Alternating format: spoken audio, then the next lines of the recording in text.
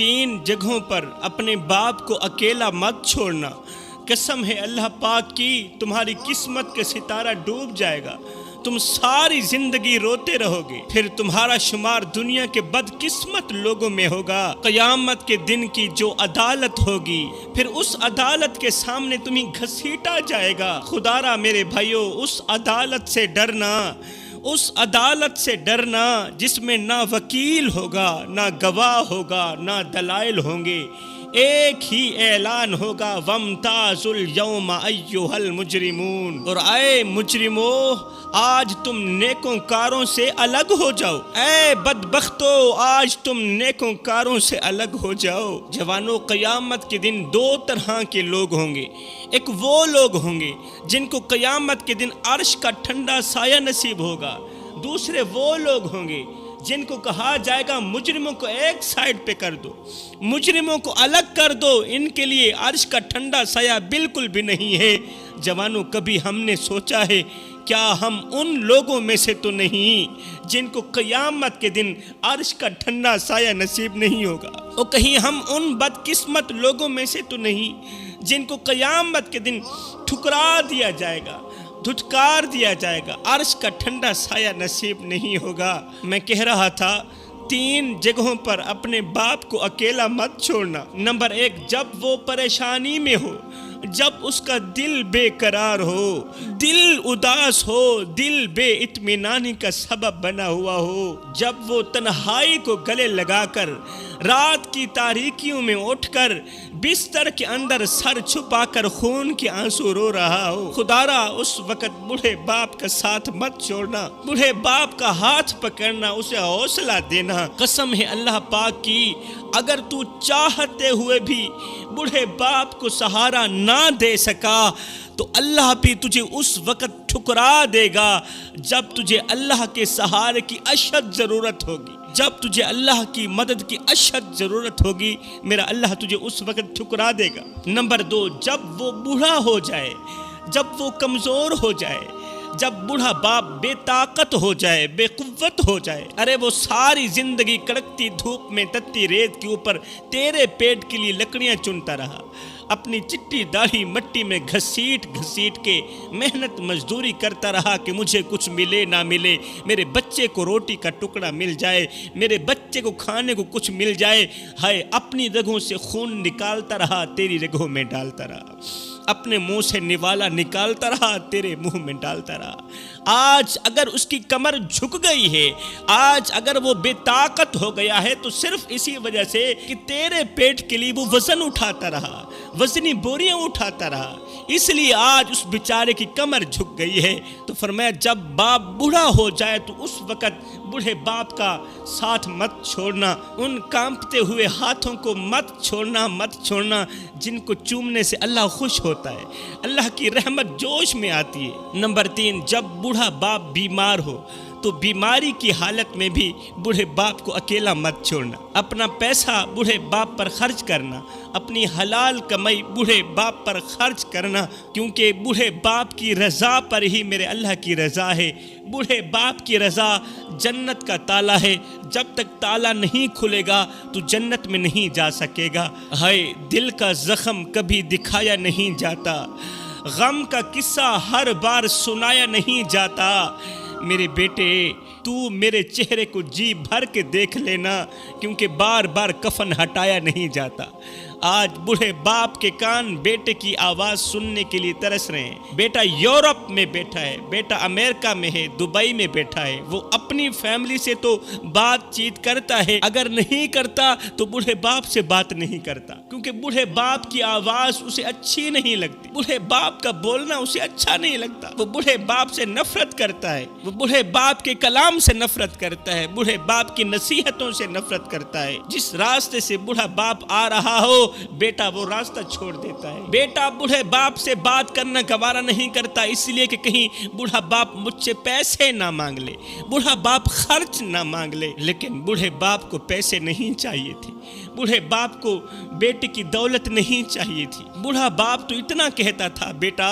جلدی واپس وطن آ جاؤ، ایک بار اپنا مکھڑا تو دکھا جاؤ، ایک بار اپنی زیارت تو کرا جاؤ۔ میرے کان تیری آواز سننے کے لیے ترس رہے ہیں، میری آنکھیں تجھے دیکھنے کے لیے ترس رہی۔ ہائے ساری زندگی باپ یہ کہتا کہتا مر گیا کہ بیٹے آ جاؤ، اپنا مکھڑا تو دکھا جاؤ، آ جاؤ، اپنا چہرہ تو دکھا جاؤ۔ ساری زندگی باپ روتا روتا آخر مر گیا۔ مرنے سے پہلے سونے کی تختی پہ لکھنے والا ایک جملہ دے کر گیا تھا، بیٹے میری موت کے بعد، میرے مرنے کے بعد جب میری قبر پر آنا تو مسکراتے ہوئے آنا، روتے ہوئے مت آنا، کیونکہ اس وقت تیرے آنسو صاف کرنے کے لیے میرے پاس ہاتھ نہیں ہوں گے،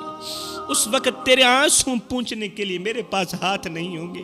اس لیے میری قبر پر آنا تو مسکراتے ہوئے آنا، روتے ہوئے مت آنا۔ رسول کریم صلی اللہ علیہ وآلہ وسلم نے فرمایا باپ کی دعا اولاد کے لیے ایسی ہے جیسے نبی کی دعا امتی کے لیے ہے، جیسے نبی کی دعا امت کے حق میں رد نہیں ہو سکتی،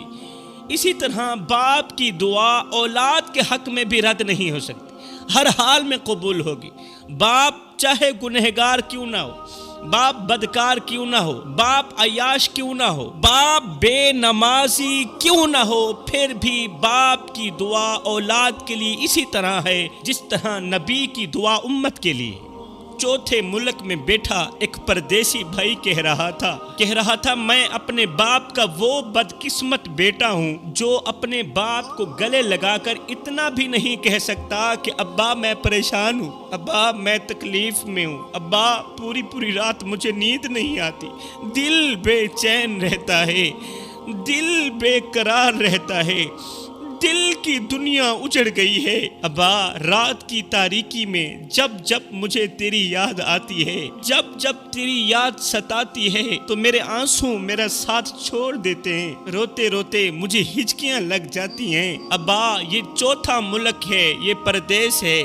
یہاں مجھے کوئی حوصلہ دینے والا نہیں، مجھے کوئی دعا دینے والا نہیں، میری کوئی مدد کرنے والا نہیں۔ آ دیکھ آج بھی تیرے پردیسی بیٹے کی آنکھیں تجھے دیکھنے کے لیے ترس رہی، تیری آواز سننے کے لیے میرے کان ترس رہے۔ ہجر تیرا جے پانی منگے تے میں خون نہ دے کینا، جی کر دے تینوں کول بٹھا کے درد پرانے چھیڑا۔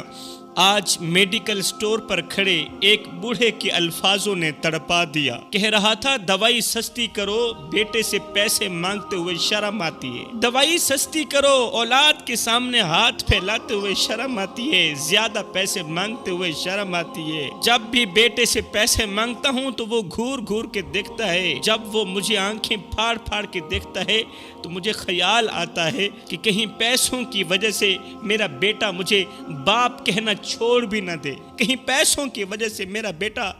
روٹی بھی نہ بند کر دے۔ اگر اس عمر میں میرے بیٹے نے روٹی بند کر ڈالی تو میں کہاں جاؤں گا، کدھر کو جاؤں گا، کون سے جتن کروں گا، کہاں سے روٹی مانگوں گا، کوئی خیرات دے گا یا نہیں دے گا، کوئی بھیک دے گا یا نہیں دے گا، کوئی روٹی کا ٹکڑا میری طرف پھینکے گا یا نہیں پھینکے گا۔ خدا را دوائی سستی کرو، بیٹے سے پیسے مانگتے ہوئے شرم آتی ہے مجھے۔ یہ زندگی کے لمحے تمہارے اور میرے لیے غنیمت ہیں میرے بھائیوں، میری قوم کے نوجوانوں، انہی لمحوں میں کچھ کر لو، انہی لمحوں میں کچھ اکٹھا کر لو، انہی لمحوں میں نیکیوں والی کتاب کے اوپر نیکیاں لکھوا لو، انہی لمحوں میں بوڑھے باپ کی چٹی داڑھی کا، چٹے بالوں کا حیا کر لو۔ معلوم نہیں پھر فرصت ملے نہ ملے، معلوم نہیں پھر یہ زندگی کے لمحے ملے نہ ملے۔ آج سے 100 سال بعد ہم میں سے یہاں کوئی بھی نہیں بیٹھا ہوگا، ہم سب کے سب لوگ مر جائیں گے، ختم ہو جائیں گے، ہماری کہانیاں مٹ جائیں گی، کہانیاں تو کیا ہمارے نام کی سرخیاں بھی مٹا دی جائیں گی۔ آج سے 100 سال بعد ہم میں سے یہاں کوئی بھی نہیں بیٹھا ہوگا، ہم سب کے سب لوگ مر جائیں گے، چلے جائیں گے، ختم ہو جائیں گے۔ تو جب ہمیں یقین ہے کہ ہم نے مر جانا ہے، وہ یقین کس طرح ہے؟ آج آپ قبرستانوں میں چلے جائیں تو قبرستان کے اندر جو مردے پڑے ہیں وہ بھی 100 سال پہلے زندہ تھے، وہ بھی ہماری طرح چلتے تھے، پھرتے تھے، ان کا بھی شہرت یافتہ نام تھا، ان کے پاس بھی پیسہ تھا، دولت تھی، دولت کے انبار تھے، پیسوں کی فراوانیاں تھیں، سب کچھ تھا، مگر موت کا تھپڑ لگا، اس دور میں بھی میری طرح کے دانشور لوگ کہتے تھے کہ آج سے 100 سال بعد ہم میں سے یہاں کوئی بھی نہیں بیٹھا ہوگا، ہم سب کے سب لوگ مر جائیں گے۔ ویسے ہی ہوا جیسے وہ دانشور لوگ کہتے تھے۔ 100 سال گزرنا ہی تھا کہ سب کا سب ملیا میٹ ہو گیا۔ تو بھائی جب ہمیں پتہ ہے کہ ہم نے مر جانا ہے، ہمیں یقین ہے کہ ہم نے یہاں نہیں رہنا تو پھر بہتر نہیں ہے جب بھی مرو کم از کم اتنی وفا تو کرو، اپنے ماں باپ کو راضی کر کے جاؤ، والدین سے وفا کر کے جاؤ، والدین کے ساتھ بے وفائی کر کے مت مرنا، بوڑھی ماں کے ساتھ، بوڑھے باپ کے ساتھ بے وفائی کر کے مت مرنا۔ قسم ہے اللہ پاک کی، اگر تم بوڑھے والدین کے ساتھ بے وفائی کر کے موت کی گھاٹ اتر گئے، قبر میں چلے گئے، تو یاد رکھنا قیامت کے دن بہت بڑی شرمندگی کا سامنا کرنا پڑے گا، قیامت کے دن بہت بڑی رسوائی کا سامنا کرنا پڑے گا۔ اور جب بھی مرنا والدین کے ساتھ وفا کر کے مرنا، والدین پر احسان کر کے مرنا۔ رسول کریم صلی اللہ علیہ وسلم نے فرمایا اپنے والدین کے آگے اونچی آواز میں بات تو کیا اف تک نہ کیا کرو، اف تک نہ کہا کرو۔ حضرت علی نے فرمایا اپنے والدین کے آگے اونچی آواز میں بات مت کیا کرو، چلا کے بات مت کیا کرو۔ جس دن یہ خاموش ہو گئے اس دن تم ان کی آواز سننے کو ترسو گے۔ شرط لگی تھی دنیا کو ایک لفظ میں لکھنے کی، لوگ کتابیں ڈھونڈتے رہے، میں نے قلم اٹھائی ماں لکھ دیا۔ ایک دن رسول کریم صلی اللہ علیہ وآلہ وسلم مسجد نبوی کے اندر داخل ہوئے، آپ نے مسجد کے اندر قدم رکھا، قدم رکھتے ہی صحابہ کرام نے دیکھا کہ نبی کی آنکھیں چھم چھم برس رہی ہیں، چشمان اقدس سے آنسوؤں کی لڑی بہہ کر رخساروں کو چھو رہی ہے، آقا کریم روتے چلے جا رہے ہیں۔ تو صحابہ کرام نے دریافت کیا، یا رسول اللہ خیر تو ہے، آخر کس بات نے آپ کو اس قدر رلایا ہے، آخر کس بات نے چشمان نبوت کو پرنم کیا؟ اب میرے نبی نے رونے کی وجہ بیان فرمائی۔ نبی نے فرمایا صحابہ آج مجھے میری ماں کی یاد آئی، آج مجھے میری ماں کی یاد آئی ہے، کاش میری ماں زندہ ہوتی، کاش میں محمد کی ماں زندہ ہوتی، میں نماز میں اللہ کے حضور کھڑا ہوتا، میری ماں پیچھے سے آواز دیتی ہو بیٹے محمد، میں نماز چھوڑ کر دوڑ کر ماں کے پاس چلا جاتا اور دنیا والوں کو بتاتا کہ ماں کی عظمت کیا ہوتی ہے، نافرمان لوگوں کو بتاتا کہ ماں کی عظمت کیا ہوتی ہے،